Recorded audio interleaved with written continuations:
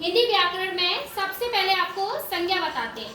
संज्ञा सर्वनाम, विशेषण, क्रिया, काल, वचन और लिंग। हमने इतनी परिभाषाएं ली है, विद एग्जाम्पल हम इसको समझेंगे। ठीक है, सबसे पहले संज्ञा। संज्ञा किसे कहते हैं? जैसे मैंने नाउन बताया था आपको इंग्लिश में, उसी तरह से किसी व्यक्ति, प्राणी, वस्तु, स्थान या भाव के नाम को संज्ञा कहते हैं। ठीक है, एग्जाम्पल जैसे वस्तु या व्यक्ति कोई, जैसे राम, सीता, मोहन, और प्राणी में कोई भी पशु, पक्षी, जानवर कोई भी हो सकता है। ठीक है, नेक्स्ट आता है सर्वनाम। संज्ञा के स्थान पर प्रयोग होने वाले शब्दों को सर्वनाम कहते हैं। जो संज्ञा की जगह पर यूज किए जाए, प्रयोग किए जाए, वो जैसे कि मैं, वह, तुम, वे, ये, तो ये क्या कहलाएंगे? सर्वनाम। ओके, नेक्स्ट आता है विशेषण। विशेषण संज्ञा या सर्वनाम शब्दों की विशेषता बताने वाले शब्दों को विशेषण कहेंगे। जो संज्ञा की विशेषता बताए, सर्वनाम की विशेषता बताए, उसे विशेषण कहेंगे। जैसे सुंदर, चतुर, मनमोहक, हाँ, इस तरह की जो विशेषता बताए किसी भी इंसान की या किसी प्राणी मात्र की, या तो उसे कहेंगे विशेषण। ठीक है, क्रिया। क्रिया हम बता चुके हैं, इंग्लिश में वर्ब्स पढ़ते हैं। उसी तरह से क्रिया क्या है? जिन शब्दों से किसी काम को करने या होने का पता चले, किसी काम को करने या होने का पता चले, उसे क्या कहेंगे? क्रिया कहेंगे।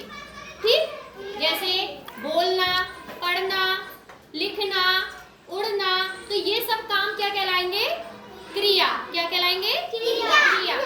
अब देखिए काल। काल क्या है? काल का अर्थ होता है समय। क्या होता है? समय। क्रिया के जिस रूप से कार्य के होने के समय का पता चले, जिस रूप से समय का पता चलेगा, टाइम का। जैसे हम एग्जाम्पल बताते हैं, सीता अभी खेलने गई है, राम कल फुटबॉल खेलेगा, तो वो कल का समय बता रहा है, तो वो कहलाएगी क्रिया। वो काल, सॉरी, क्या कहलाएगा? काल। ठीक, क्रिया के जिस रूप से कार्य के होने का पता चलेगा, कि समय का पता चलेगा, उसे काल कहेंगे। नेक्स्ट आता है लिंग। जैसे लिंग हम बोल देते हैं स्त्रीलिंग है या पुल्लिंग है, तो लिंग दो तरह के होते हैं। जिस शब्द से संज्ञा या सर्वनाम के स्त्री या पुरुष जाति का बोध होता है, हमें यह पता चले कि वो चिड़िया है, बालक है या बालिका है, तो उसको कहेंगे लिंग। ठीक, क्या बोलेंगे? लिंग, स्त्रीलिंग या पुल्लिंग। जैसे दो प्रकार में बांट दिया गया है, स्त्रीलिंग और पुल्लिंग। अब आता है वचन। हिंदी में आप वचन पढ़ते हो, हमने बताया एक वचन पढ़ते हैं, दो वचन पढ़ते हैं, द्विवचन। तो इसी तरह से वचन क्या होगा? संज्ञा, सर्वनाम, विशेषण कि जिस रूप से हमें संख्या का पता चले कि वो एक है, दो है या बहुत सारे हैं, तो उसको क्या कहेंगे? वचन कहेंगे। क्या बोलेंगे?